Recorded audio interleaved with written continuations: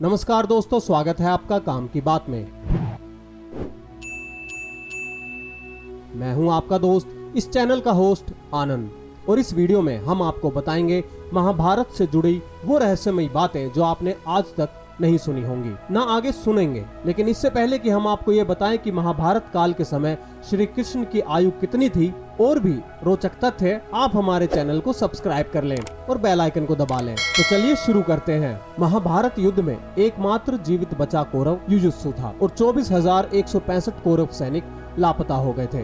Love और कुश की 50वीं पीढ़ी में शल्य हुए, जो महाभारत युद्ध में कौरवों की ओर से लड़े थे। शोधानुसार जब महाभारत का युद्ध हुआ तब श्री कृष्ण की आयु 83 वर्ष की थी। महाभारत युद्ध के 36 वर्ष बाद उन्होंने देह त्याग दी थी। इसका मतलब 119 वर्ष की आयु में उन्होंने देह त्याग किया था। भगवान श्री कृष्ण द्वापर के अंत और कलयुग के आरंभ के संधि काल में विद्यमान थे। भागवत पुराण के अनुसार श्री कृष्ण के देह छोड़ने के बाद 3102 ईसा पूर्व कली काल का प्रारंभ हुआ। इस प्रकार कलयुग को आरंभ हुए 5120 वर्ष हो गए हैं। महाभारत युद्ध से पूर्व पांडवों ने अपनी सेना का पड़ाव कुरुक्षेत्र के पश्चिमी क्षेत्र में सरस्वती नदी के दक्षिणी तट पर बसे समुद्र पंचक तीर्थ के पास हिरण्यवती नदी, जो कि सरस्वती नदी की सहायक नदी है, उसके तट पर डाला था। और कौरवों ने कुरुक्षेत्र के पूर्वी भाग में वहां से कुछ योजन की दूरी पर एक समतल मैदान में अपना पड़ाव डाला था। दोनों ओर के शिविरों में सैनिकों के भोजन और घायलों के इलाज की उत्तम व्यवस्था थी। हाथी, घोड़े और रथों की अलग व्यवस्था थी। हजारों शिविरों में से प्रत्येक शिविर में प्रचुर मात्रा में खाद्य सामग्री, अस्त्र शस्त्र, यंत्र और कई वैद्य और शिल्पी वेतन देकर रखे गए थे।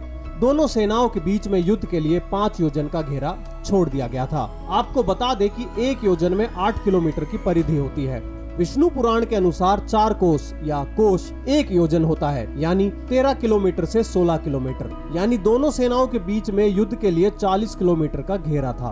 कौरवों की ओर से सहयोगी जनपद गंधार, मद्र, सिंध, कंबोज, कलिंग, सिंघल, दरद, अभिष्य, मागध, पिशाच, कोसल, प्रातीच्य, बाहिक, उदीच्य, अंश, पल्लव, सौराष्ट्र, अवंती, निषाद, शूरसेन, शिबी, वस्ती, पौरव, तुषार, चुचुपदेश, अश्वक, पांड्य, पुलिंद, पारद, शूद्रक, प्राग्ञ ज्योतिषपुर, मेकल, कुरुविंद, त्रिपुरा, शल, अंबस, केतव, यवन, त्रिगत, सोवीर और प्राच्य। कौरवों की ओर से लड़ने वाले योद्धा पितामह भीष्म, गुरुवर द्रोणाचार्य, कृपाचार्य, कर्ण, अश्वत्थामा, मद्र नरेश शल्य, भूरिश्रवा, अलम्बशु, अलम्बुश, कृतवर्मा, कलिंगराज, श्रुतायुद्ध, शकुनी, भगदत्त, जयद्रथ, विंद, अनुविंद, कंबोजराज, सुदीक्षण, बृहद्वल, दुर्योधन व उसके 99 भाई सहित अन्य हजारों योद्धा।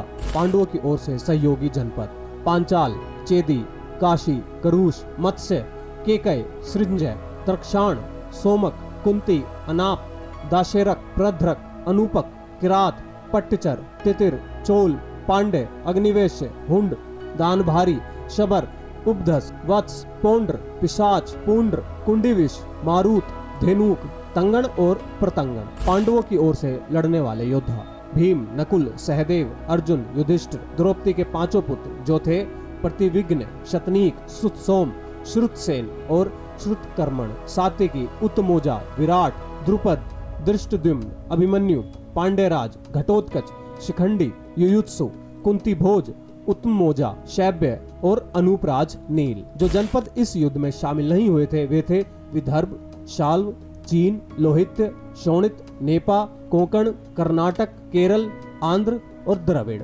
पितामह भीष्म की सलाह पर दोनों दलों ने एकत्र होकर युद्ध के लिए कुछ नियम बनाए। उनके बनाए हुए नियम निम्नलिखित हैं। प्रतिदिन युद्ध सूर्योदय से लेकर सूर्यास्त तक ही रहेगा।